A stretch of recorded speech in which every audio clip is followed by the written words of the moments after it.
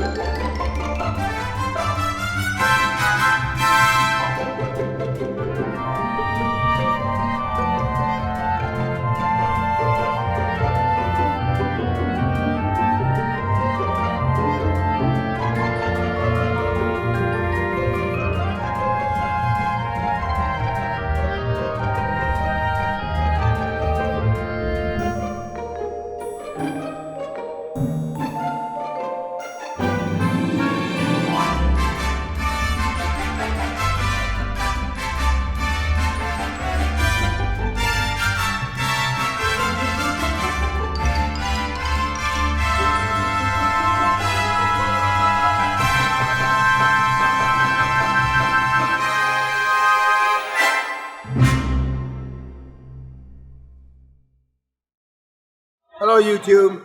This ain't any firewalk.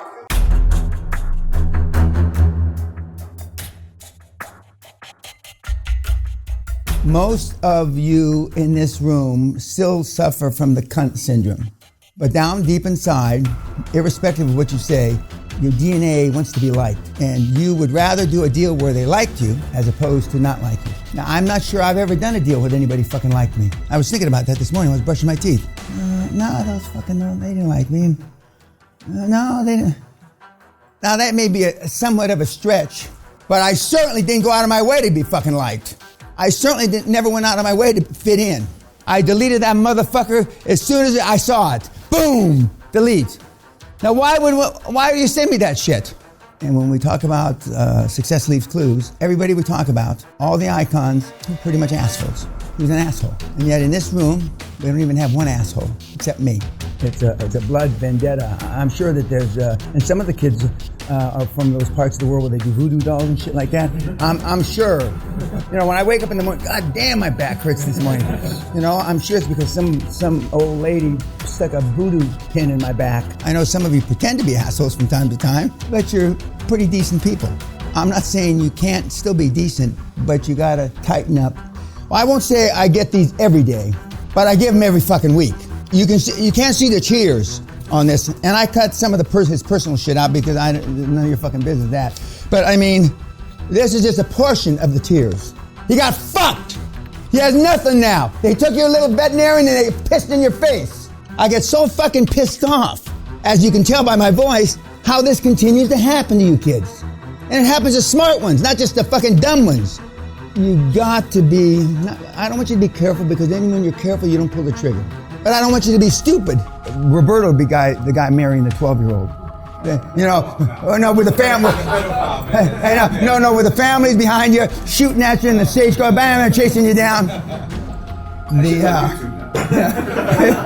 That was only a made-up story by Dan Peña, who likes to exaggerate. You know, we'll just call it a Trumpism. We just got one of your deals 2 days before the close, even though the property wasn't part of the deal. Like I tell you, you don't want the property because the EBITDA is higher, it has to be higher. You notice the seller notified you that the owner of the property will not extend the lease. And he wants some fucking outrageous number. So basically the deal's dead. 48 hours before.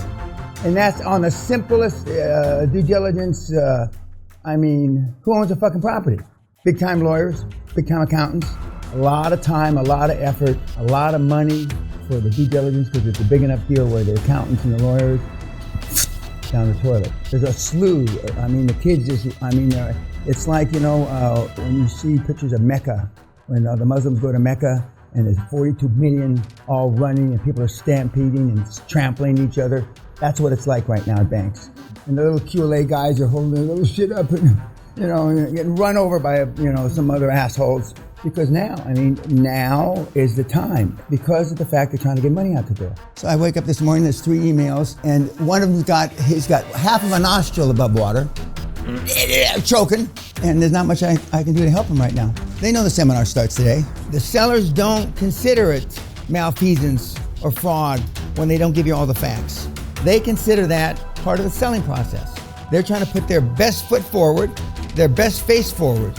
And that normally is without all 100% of the facts, because there's good facts and bad facts in every deal.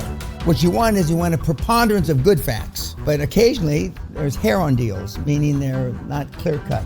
They're not black and white. And the more experience you get, the better you'll get at differentiating. One of you kids, a few weeks ago, was walking in London by Starbucks, and he sees his chairman, his CEO, and CFO sitting in Starbucks, having whatever, I don't know what the fuck they're having, coffee, whatever you do in Starbucks. Now, you won't even believe what happened. I know how I would have handled that myself, but you're not me, right? So he just kept walking, with his tail between his legs, by Starbucks, and just left him there. Did he go? No! Now, I thought that was the worst thing I had heard in a long time, but no, this is worse. In this particular case, I'm gonna give it to you to read, the CFO and the chairman fucked him, because they set up a company unbeknownst to him and they issued shares. So he's got money to fight, because that's why you don't do it. Because you don't have money to fight, because those 3 guys in the Starbucks, fuck you, kid. What are you gonna do? Unless you're willing to fight, talk's cheap. So you can always fuck these deals up. He went to the bank and told the bank what happened. The bank pulled the plug on them. But the deal's dead now. Nobody's got the deal now. So everybody's fucked. All you have to do, listen to YouTube fucking meatheads, cunts, vaginas. All you gotta do when they fight, go to the bank, write a letter. They're fucked. The deal's fucked, but then you're fucked too. But if you're gonna be fucked, you might as well fuck everybody. Not just me. There's gonna be blood in the fucking street. But most of the kids don't do it. Maybe 1 out of 10 fights. Maybe no, not even 1 out of 10. 1 out of 50 fights. And those of you that have been through litigation, you don't do it. But more importantly, not just because you're afraid of the unknown of litigation, you gotta fight. And it's not a matter, remember I said it, you don't get letters from me, you get lawsuits. You don't get threatening letters from a lawyer. Fuck that. You get lawsuits. And you want to sue them first, so it's your venue. So, the guy that sues is the plaintiff, not always wins, but has 2 shots at the judge and or the jury. Closing argument, then the defendant has a closing argument, and then you have closing argument again. A lot of juries, they believe the last person they heard, which is the plaintiff, which is you if you're suing. Does anyone know who the first billionaire on the planet was? Jesus. Now you guys are Mr. and Mrs. Google fuck. And I'm going to come out with a fact that you don't know. Come on, J. Paul Getty. And why? Because all his money was in a foundation. He never paid a nickel in taxes his entire life. And when you don't pay taxes, money accumulates a lot quicker. And he's the guy that wouldn't pay money when they kidnapped his grandson, and they sent his grandson's ear back to him. And he says, I've got 12 grandchildren, you're going to have to send me a lot of body parts because I'm not paying for anybody. And that's how they think. Now, you guys probably think, oh, fuck, I would have given money for my grandson, so, none of these guys would. That's why I'm not, a trillionaire, because I would pay money for my grandson's ear. Before they cut it off. I'm soft. I'm a fucking wuss. So if I'm a wuss, kids, what the fuck are you? Going through some of the agendas for upcoming board meetings that I'm the chairman of. We're going over details. If we went over those fucking details and all the deals I've done, I certainly don't remember.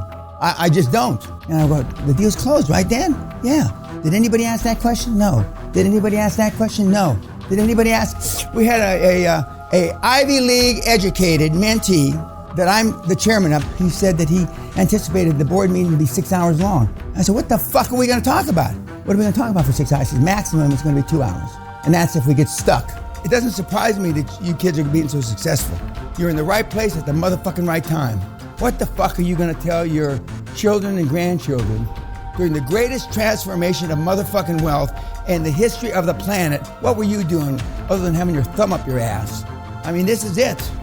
The only downside, the worry is 95% of all the money is being managed by people less than 30. That's scary because for those of you under 30, you probably think you're smart. But for those of us that are a lot older than 30, you know you don't know shit. You don't know shit. I don't care how smart you are. And again, for those kids asking me this question on YouTube, non-recourse doesn't mean that you fill your suitcases and trunks and run like a thief in the night. What it means, because the money, availability of non-recourse money initially was for after World War II, after the Vietnam War, after the Korean War, in third world countries like where they had a lot of problems, like Detroit and parts of Chicago, etc., where there was a high probability that the guys weren't going to make the business go. And why wipe out a whole community, giving them money, knowing that the business has only got a 1 in 5 chance of surviving, so they made the money non-recourse. Whereas somehow some of the quasi-wannabe crooks on YouTube think that you just load up to the bank with your pickup truck, and they load up the back of your truck and you ride off to Tibet. If Mr. Trump, President Trump, was not going through this impeachment thing, the market would be at 30,000, easy. Easy peasy. Maybe 35,000, maybe 40,000. And when he wins again in a year, the market's gonna go through the motherfucking roof. I mean, you can't imagine what's gonna happen. The big guys, developers like in Manhattan, don't cross-collateralize shit. Doesn't happen. They don't even ask him the question. Well, fine, I'll go to the other bank. And success leaves clues. And whether Tesla came up with all that stuff and is being talked to by aliens, I don't know any of that. And whether Steve Jobs was talked to by the alien, I don't know that. All I know is I have not been talked to by aliens that I'm aware of. Some people say I'm an alien. I'm going to one of the big medical centers for comprehensive tests. I had it done about 10, 11 years ago, Sally and I. And that's the famous one when they lost Sally's brain because they do the full scans and all this, and all their information came back except her brain.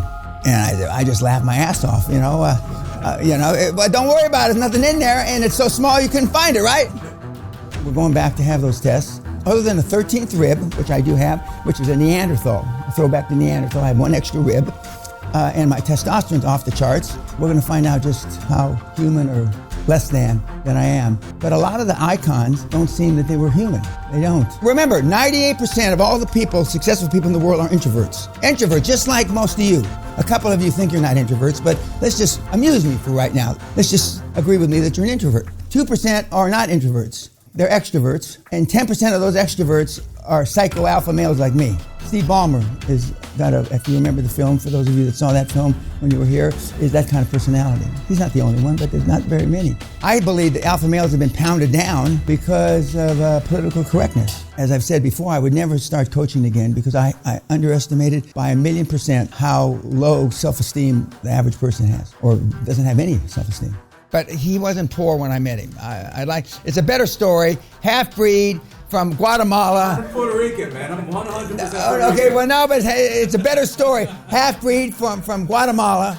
You know, what half, other than Guatemala, I don't know what the other half is. You know, it's a better story, but now you're here, see? But it's how can a kid like that? And I said that he came to the country and he had 5 pesos in his wallet, and I'm like the President Trump. I exaggerated a wee bit. In some cases, I exaggerated it more than a wee bit. But but the story about Josh with his 15-speed bike, that's the fucking truth. You know, that's all he had. Some of the kids, unbeknownst to me, I'm always the last, are in there knocking the shit out of each other. And I want it to be when we have a professional referee, that, so nobody gets hurt. And it's always the nicest people get hurt. It's not the shitbags that ought to get fucking knocked out.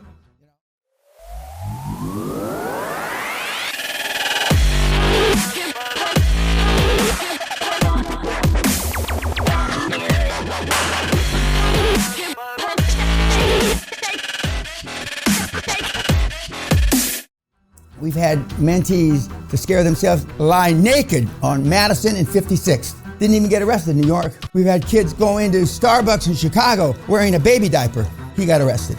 In Chicago, you wear a baby diaper to Starbucks, you get arrested. You can be naked on the street in New York and nobody says anything.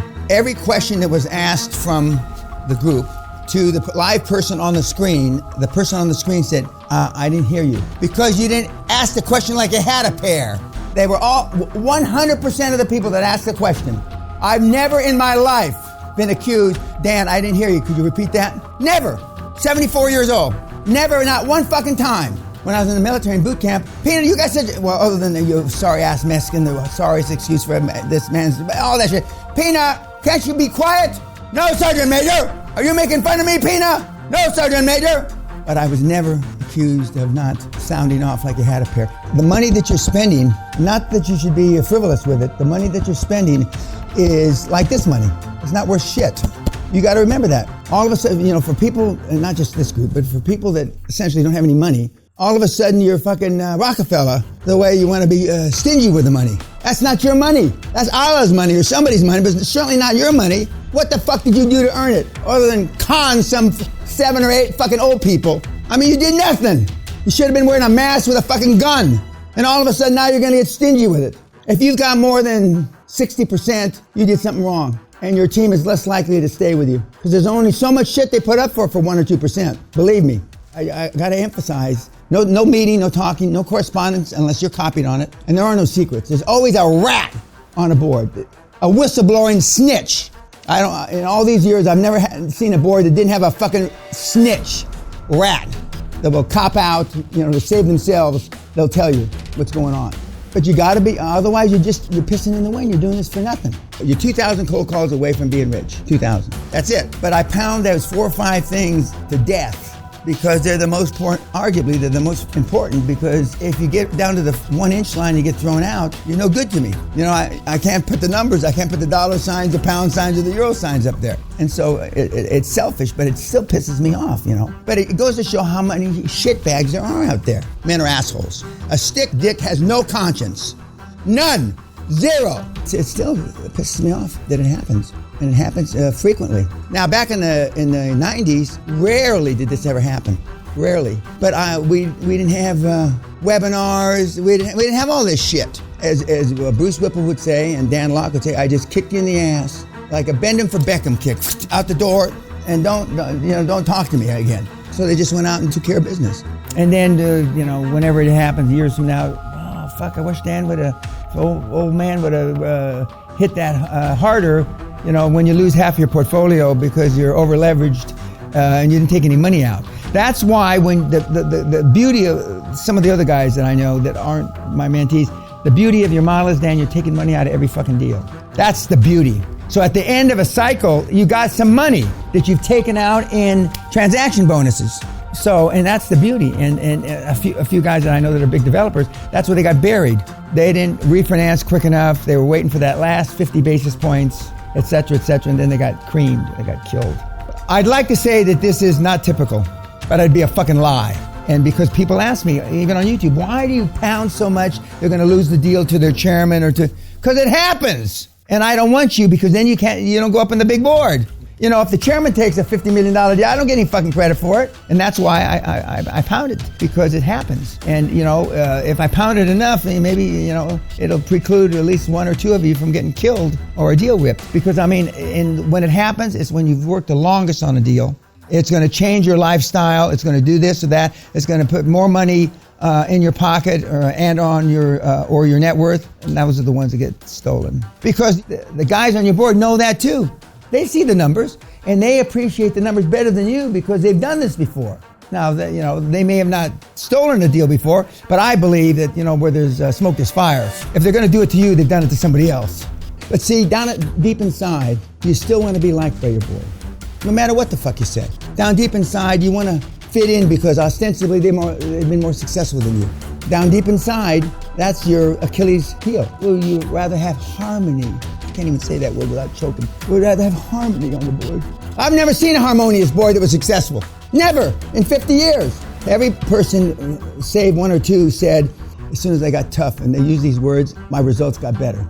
Well, I don't have a savage mentee. I haven't had a savage mentee, maybe 1 in 25 years.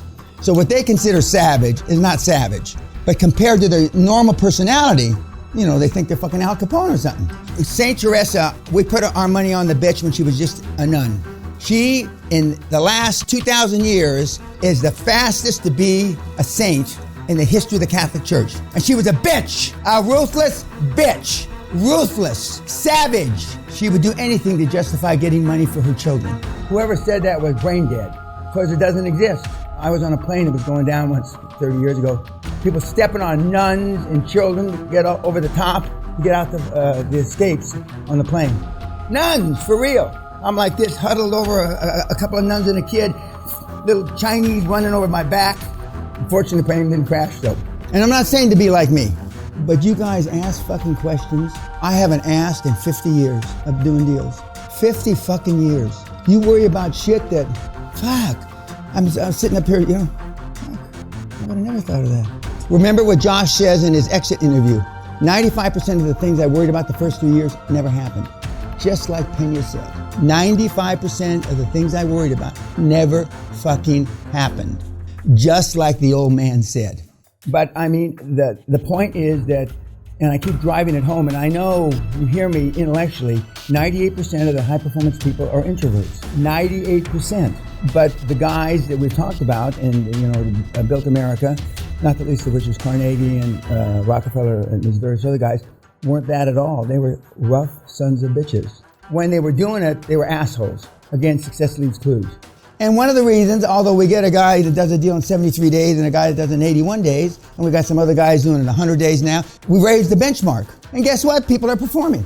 But the kids, they say, I've read everything on your website. Well, if you read everything on my website and actually absorbed it, you wouldn't have any questions.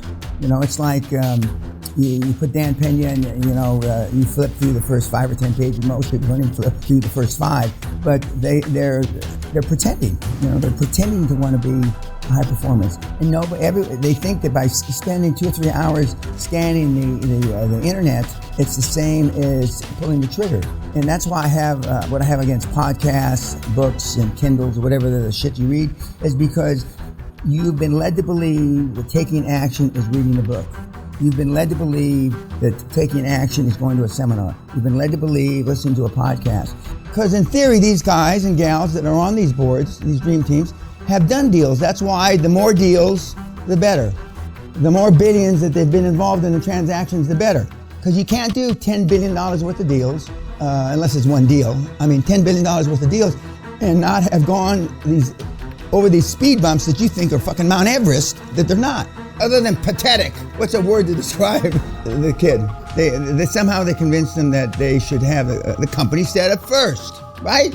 Which I tell you is the anyway. And which was the first. That's not a red flag. That's like a fucking red building. They don't need your permission to set up a company and split it a third, a third, and a third. They just did it. And then what are you gonna? Okay, I'm gonna ask you, geniuses, litigator, be quiet. What are you gonna do when you find out that your CFO and your chairman have set up a company, a toid, and a toid? What are you gonna do? Tell me, geniuses. The more they got into the deal, the weaker his position, and it became just that last turd going down the toilet. You know, I tell you when you flush it. I mean, and then he realizes he's that turd. Okay, so you just walk away. And they're interviewing Dr. Shirley Teeter, who was the dean of the School of Business. And I was her assistant in graduate school. Dr. Teeter, you know Mr. Peña a long, long time. What changes? And she looks right into the camera and says, the only thing about Danny Peña is his accomplishments have caught up with his big fucking mouth. Now, this is a woman who would not say shit if it was in her mouth. I never heard her swear in 25, 30 years. But the animosity that had been built up over all these years, because I went out and did exactly what I said, plus. But whereas, I've told you this before, remember Muhammad Ali when it was Cassius Clay? He was running around before he beat anybody. I'm the greatest, right? He had a big fucking mouth. Of course, now everybody talks trash. But he was one of the first trash talkers. And I know when Sonny Liston just laughed about it, Floyd Patterson laughed, all the current day guys at that time, they just laughed about it. You know, he's just a kid, what the fuck's he know? You know? Well, he went out and did it though. You guys don't talk trash. Because if you say, I'm the greatest, or whatever you say, and then Allah forbid, or God forbid, it doesn't come to fruition, that's just another negative piece of shit that you got to carry on your back, in your mind. And I've already said this, and a couple of you this applies to, cross-collateralization is bad. There's no way back. When you cross-collateralize these fucking things, you're fucked until you exit. Because as I told one of the groups yesterday, as soon as you sell one property, well, how are you going to replace that collateral? And knowing the groups that have come through the last few years, I don't know how you ever get any boards. If they knew you like I knew you, They laugh at you. I like when they just say, I got fucked, they took my company in 2 sentences, as opposed to 600 words. Because I feel obligated to read all of them because maybe there's something at the bottom that's good. Or maybe he turned it around and if I don't read the whole thing, I'm gonna get the wrong message. But normally it just gets worse. The longer they are, the worse they are. Even when you take care of them, they may fuck you. But it's a lot less likely when you take care of them. It's a whole hell of a lot less likely. Giving somebody 1/12 of a percent a month for 12 months, so at the end of 12 months you got 1%, I'd spit in their face.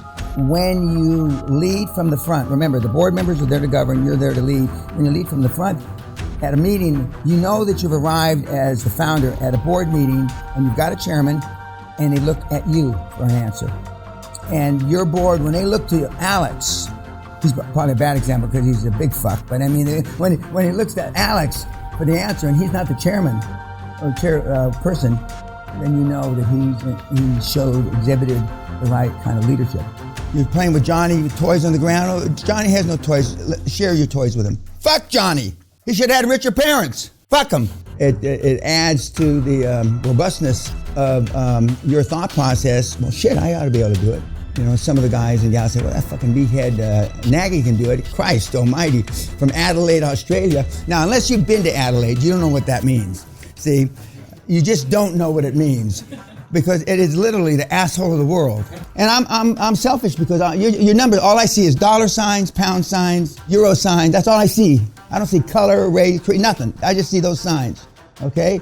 And the faster you can get up on that wall, the better I like it. And we're going to spend some time about some secret sauce about dealing with the boards that I'm not giving YouTube. Fuck you, you cunts. Biggest benefit you have is you've gotten a lot more of the nuances than the meatheads on YouTube. Because there are secret sauces, tips, shortcuts. Bullshit, there are no tips or shortcuts. Hard work, you lazy cunts. Manhattan real estate prices take the biggest tumble since financial crisis. London house prices fall at the fastest rate in a decade. Am I the only motherfucker that reads this shit? You know why it's not published? Because it'll be a self-fulfilling prophecy. The 2 leading property markets on the planet are collapsing! And you're sitting there with your 401k or whatever the fuck you save your pennies in. Notwithstanding the bull market, there are telltale signs that it's over. And property markets in the leading areas like London and Manhattan are 2 of the leading indicators. It's fucking over! Cometh the hour, cometh the man. That's why you're here. YouTube, good luck to you. See you tonight. Thank you.